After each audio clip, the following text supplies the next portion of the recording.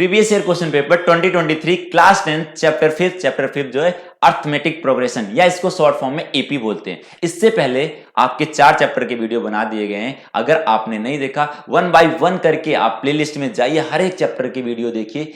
जितने भी क्वेश्चन 2023 में पूछे गए तो उसके बहुत ही डिटेल कॉन्सेप्ट के साथ और सिंपल कॉन्सेप्ट साथ समझाया गया आपको, बहुत ही मजा आने वाला। चलते हैं आज के क्वेश्चन की तरफ। Hello everyone, welcome to challenger classes. अगर चैनल पे नए हैं तो चैनल को सब्सक्राइब करना ना भूलें। क्वेश्चन जो दिया गया, विच टर्म ऑफ एपी, एक एपी दिया हुआ, इसका कौन सा फर्स्ट टर्म ऐसा आने वाला जो नेगेटिव आने वाला। बहुत मस्त क्वेश्चन है ये, कई सालों में कई बार पूछा गया है। ऐसे क्वेश्चन तो आपको बिल्कुल ध्यान में रख के करने हैं और क्वेश्चन आसान है। और जैसे जैसे मैं सिखा रहा हूं ऐसे करोगे, बस केवल क्वेश्चन के यहां पर नंबर बदल सकते हैं, क्वेश्चन को करने का मेथड नहीं बदल सकता। ठीक है, तो चलिए क्वेश्चन हम करते हैं। सबसे पहले एपी लिख लेते हैं। क्या दिया हुआ, 65 कॉमा क्या हो जाएगा, 61 कॉमा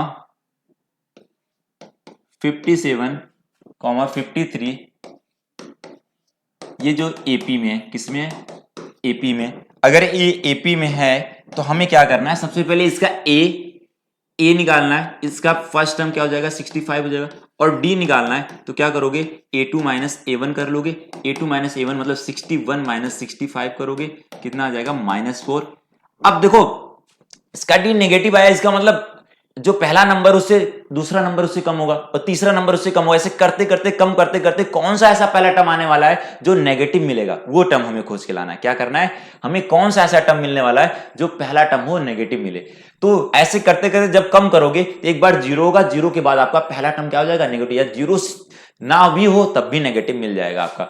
ठीक है, तो चलिए, तो अब ध्यान से कोशिश करिएगा, बहुत ध्यान लगाइएगा कि हमें जो टर्म मिलना चाहिए, लेट मान लेते हैं, लेट कि हमें एन टर्म है वो जो लेस देन जीरो है। क्या है, less than zero. Equal to zero नहीं हो सकता, क्योंकि जब भी आप नंबर लाइन बनाते हैं तो जीरो के बाद ही नेगेटिव टर्म चालू होता है, ना कि जीरो नेगेटिव टर्म होता है। जीरो के इधर होता है पॉजिटिव टर्म और इधर जाओगे तो आपका नेगेटिव टर्म होता है। तो मतलब जीरो से छोटा होगा वो एन की वैल्यू, जो ऐसे करते करते किस एन पे, कौन से टर्म पे जो वो नेगेटिव मिलेगा, तो हम उसी को बात करने वाले हैं। हमने मान लिया कि लेट एन टर्म जो होगा, एन टर्म होगा वो क्या होगा, वो लेस देन जीरो होगा। अब इसका फॉर्मूला हम लगा देते हैं। इसका फॉर्मूला क्या था, एन का फॉर्मूला क्या होता है, एन का फॉर्मूला जो होता है ए प्लस एन माइनस 1 डी होता है। तो इसमें वैल्यू पुट कर देते हैं, बस A plus N minus 1 D less than क्या हो जाएगा, जीरो हो जाएगा, लेस देन जीरो हो जाएगा। तो ए और डी की वैल्यू पुट कर दिए।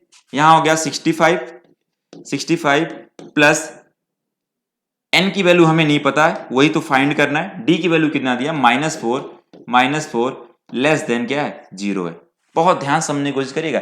इस माइनस और प्लस का मल्टीप्लाई करते हैं, जैसे मैं करा रहा हूं वैसे करिएगा, क्योंकि इसको हम बोलते हैं 11th क्लास के हिसाब से निक्वेलिटी में माइनस का मल्टीप्लाई या डिवाइड से फर्क पड़ता है। मतलब ये बदलता है, कभी ऐसे हो जाएगा कभी ऐसे बदल जाएगा। तो ऐसा ध्यान रखने के लिए मैं जैसे बता रहा हूं हर एक स्टेप में वैसे ही लेके चलेंगे तो आपको कोई गलती नहीं होगा।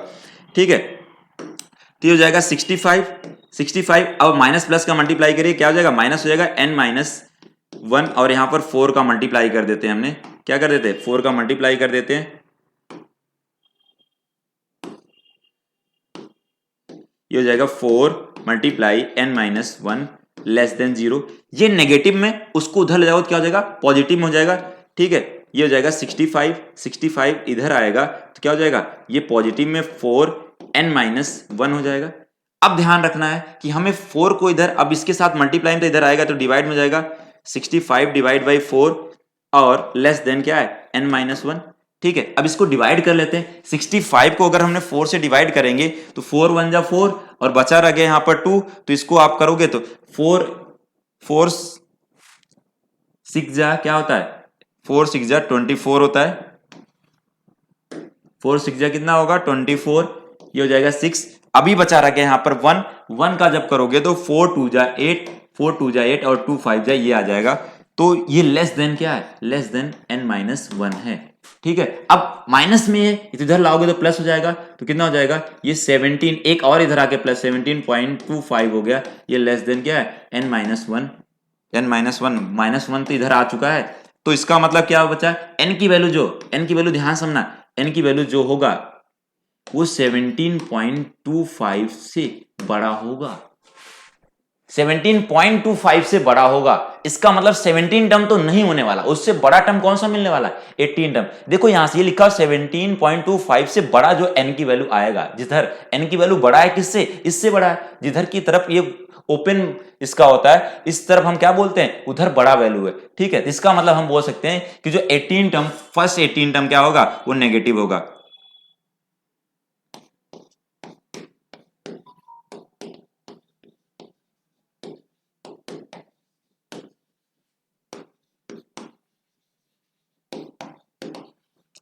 ठीक, ये फर्स्ट 18 टर्म जो होगा, 18 टर्म होगा, 18 टर्म होगा, वो क्या होगा, नेगेटिव होगा। पहला 18 टर्म जो आएगा आपका, इसमें स्टार्टिंग से जो पहला टर्म ही 18 पड़ेगा, जो 18 टर्म होगा वो हमारा क्या होगा, नेगेटिव होगा।